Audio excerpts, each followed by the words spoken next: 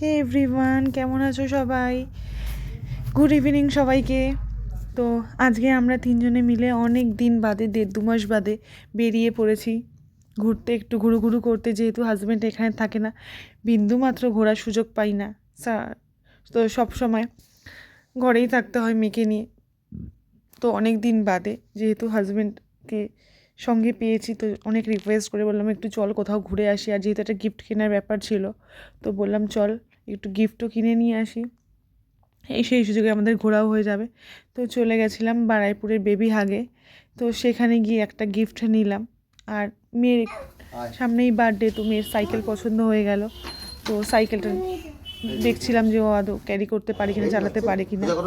তো তার জন্য মেয়ে আর মেয়ের বাবা সাইকেল পছন্দ করছিল।